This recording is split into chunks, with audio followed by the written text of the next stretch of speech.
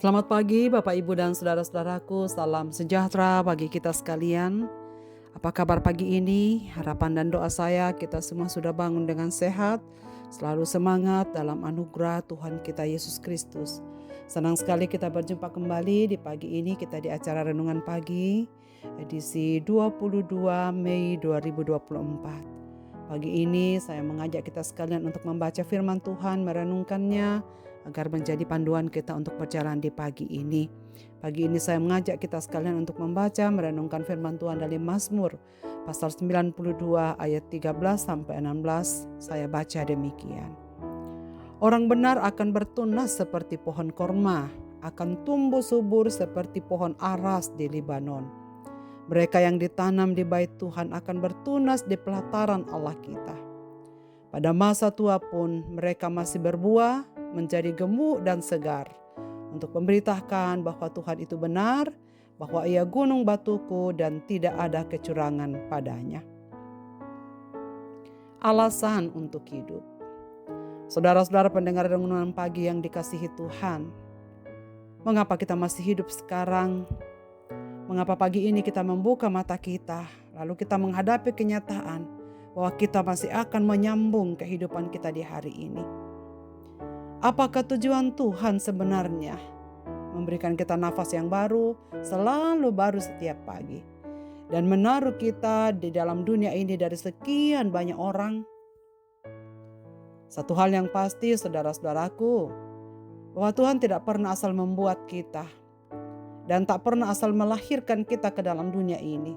Ia selalu punya tujuan yang jelas mengapa setiap kita ada di tengah-tengah dunia ini. Pagi hari ini kita membaca teks dari Mazmur yang biasanya didaraskan atau dinyanyikan pada perayaan hari Sabat. Berisikan rasa syukur atas kasih setia Tuhan yang dirasakan sepanjang hari, karena perbuatan tangan Tuhan dan rancangan-rancangannya begitu besar. Sebuah mazmur pujian dan ungkapan syukur penuh pengharapan. Selanjutnya dalam ayat yang kita baca, penulis menyampaikan dan mencatat bagaimanakah seharusnya orang benar itu hidup. Umat Tuhan disebut dalam teks ini sebagai orang benar. Orang benar, saudara, tidak dimaksudkan orang yang tidak pernah berbuat salah atau orang yang tidak pernah berbuat dosa.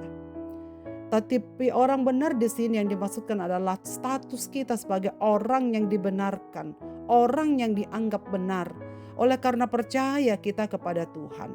Dan di dalam perjanjian baru, memang kita dianggap sebagai orang yang dibenarkan oleh karena pengorbanan Yesus Kristus Tuhan dan Juru Selamat kita yang telah mati untuk menebus, menghapus segala dosa-dosa dan kesalahan kita. Lalu dalam teks ini dijelaskan bagaimanakah orang benar itu akan hidup. Ada dua gambaran yang dipergunakan pemazmur. Orang benar akan hidup seperti pohon korma dan orang benar akan hidup seperti pohon aras. Pohon-pohon dalam perjanjian lama memang sering digunakan untuk melambangkan umat Allah. Umat Allah digambarkan seperti pohon.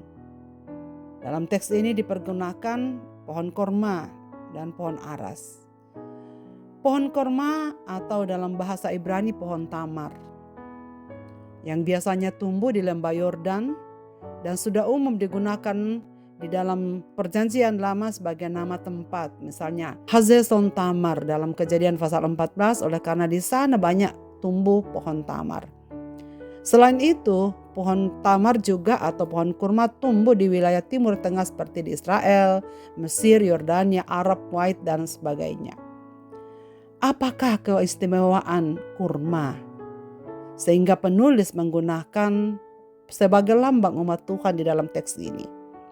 Pohon kurma menghasilkan buah yang dapat dikonsumsi, sumber nutrisi yang tinggi, rasanya sangat manis dan bentuknya lonjong dan berbiji tunggal. Ranting-rantingnya pun dapat dipergunakan sebagai alat di lantai. Daunnya yang rindang menjadi tempat perteduhan di musim panas, apalagi di padang pasir. Dan biasanya tumbuh di tempat-tempat yang ekstrim, di mana tanaman lain tidak ada bisa tumbuh di sana. Ia bisa hidup di cuaca yang panas atau kering, dan pohon korma justru dapat bertahan hidup di dalam kondisi alam yang ekstrim ini.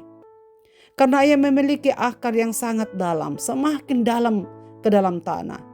Dan karena itu ia bisa bertahan hidup walaupun dalam situasi yang panas. Pohon kurma dapat hidup di alam yang ekstrim karena akarnya menancap kuat di pasir dan terus tumbuh ke bawah sampai menemukan tanah. Pohon kurma tumbuh tegak lurus sekalipun dihantam badai gurun yang hebat karena akar-akarnya kuat. Pohon kurma adalah lambang keindahan, lambang kekuatan, lambang kemakmuran dan kejayaan. Itulah sebabnya di dalam Alkitab Perjanjian Baru pun, pohon kurma juga dijadikan sebagai lambang kemenangan dan kegembiraan. Seperti pemakaian daun-daun palem atau kurma yang digunakan oleh orang banyak pada saat menyambut Yesus masuk ke kota Yerusalem yang diceritakan di dalam Yohanes pasal 12. Itu berarti bahwa orang yang hidup di dalam Tuhan, orang yang dibenarkan, akan hidup bermanfaat bagi sesamanya, yang akan memiliki nutrisi rasa manis sehingga memberikan hidup dan sehat kepada orang lain. Orang benar akan hidup bertahan walaupun dalam kondisi sulit.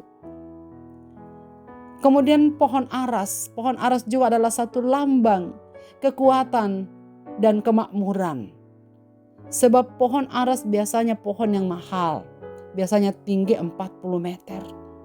Batangnya sangat kuat. Makin tua makin berkualitas dan makin memiliki harga jual tinggi. Selain itu batangnya yang kuat juga harum. Dan karena itu kayu-kayu pohon aras sangat tepat dipakai untuk membangun istana dan bait Allah di Yerusalem. Dalam Perjanjian Lama kita mengingat bagaimana istana Salomo dan rumah Allah, bait Allah didirikan sebagian besar menggunakan pohon aras yang kuat yang dibawa dari Libanon. Pohon aras banyak tumbuh di gunung Libanon di utara Palestina. Oleh karena itu Libanon dikenal dengan hutan pohon aras yang berlimpah dengan embun. Saudara sekalian, ini berarti bahwa orang benar akan selalu diberkati oleh Tuhan, subur pertumbuhannya, sehingga makin tua makin berkualitas, makin bisa bermanfaat, makin kuat untuk dipakai di dalam dunia ini. Semakin tahun semakin berkualitas hidupnya, semakin berguna, semakin mengokohkan satu bangunan. Bangunan persekutuan, bangunan keluarga, bangunan pekerjaan, karir atau apapun itu. Karena Tuhan yang menanam. Di sini dikatakan, mengapa ia subur? Mengapa bertumbuh kuat? Karena ia ditanam di pelataran Allah dan bertunas di pelataran Allah. Rahasia pohon korma, rahasia pohon aras bertumbuh subur dan bermanfaat serta berkualitas karena ditanam di pelataran Allah, di dalam bait Allah, di halaman bait Allah. Dan bait Allah disimbolkan sebagai kehadiran Tuhan di bumi, tumpuan kaki Allah di bumi. Dalam Perjanjian Baru Tuhan Yesus berkata, "Akulah pokok anggur dan benar, dan kamulah ranting-rantingnya. Barang siapa tinggal di dalam aku dan aku di dalam dia, ia berbuah banyak. Sebab di luar aku kamu tidak dapat berbuat apa-apa." Melekat kuat dalam Kristus sebagai sumber hidup kita. Kristus adalah pokok yang memberikan nutrisi yang sehat yang kita pakai untuk hidup di tengah-tengah dunia ini. Dan saudara sekalian, akhirnya di ayat yang ke-15 dikatakan, pada masa tua ia akan terus berbuah untuk apa? Berbuah memberitakan kebenaran Tuhan dan ia tempat perlindungan. Jika demikian saudara-saudaraku yang dikasihi Tuhan, orang benar tidak usah khawatir akan masa depan, masa tuanya.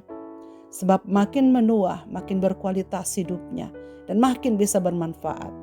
Hal ini berarti saudara-saudaraku, kualitas hidup kita di dalam dunia ini tidaklah ditentukan dengan apa yang kita punya, tetapi bagaimana akar kita kuat melekat pada pokok anggur kita.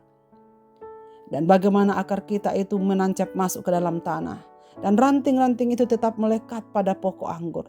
Dari situlah nutrisi hidup, sumber hidupnya yang ia akan pakai untuk tetap berbuah. Jadi saudara sekalian, mengapa kita harus hidup? Tuhan memberikan hidup kita sampai pagi ini karena ia mau supaya kita terus memberitakan kebenaran Tuhan. Terus memberitakan bahwa Tuhan itu benar dan bahwa dia adalah gunung batu dan tidak ada kecurangan di dalamnya. Memberitakan kebenaran dan memberitakan keadilan Tuhan. Itulah panggilan hidup kita sebagai orang-orang yang sudah dibenarkan. Kiranya pagi ini Bapak, Ibu, dan saudara sekalian, teruslah berbuah, teruslah bermanfaat, teruslah berkualitas, supaya banyak orang yang menikmati kehidupan kita menjadi kesaksian yang hidup di tengah-tengah dunia ini. Marilah kita berdoa. Bapa di surga, terima kasih untuk firman-Mu pada pagi ini. Kami bersyukur Tuhan boleh mengingatkan kami akan panggilan kami sebagai orang-orang yang beriman kepadamu dan orang-orang yang sudah dibenarkan. Biarkanlah kami bertumbuh seperti pohon korma dan bertumbuh seperti pohon aras yang memberikan kekuatan dalam kehidupan kami, agar kami dapat bermanfaat, kami dapat berguna, kami tumbuh kuat di dalam Tuhan untuk menyaksikan kebenaran-Mu dan untuk menyaksikan keadilan-Mu di tengah-tengah dunia ini, bahwa Engkau adalah Tuhan, Engkau adalah perlindungan kami. Karena itu Tuhan, kami serahkan masa depan kami dalam tangan-Mu, biarlah Engkau yang akan terus memelihara kami. Apapun keadaan hidup kami pada hari ini Bapa, kami serahkan dalam tangan-Mu. Engkaulah masa depan kami. Di dalam dan demi nama Yesus Kristus Tuhan dan Juru Selamat kami berdoa. Amin. Selamat beraktivitas Bapak, Ibu, dan saudara-saudaraku. Tuhan Yesus memberkati kita sekalian.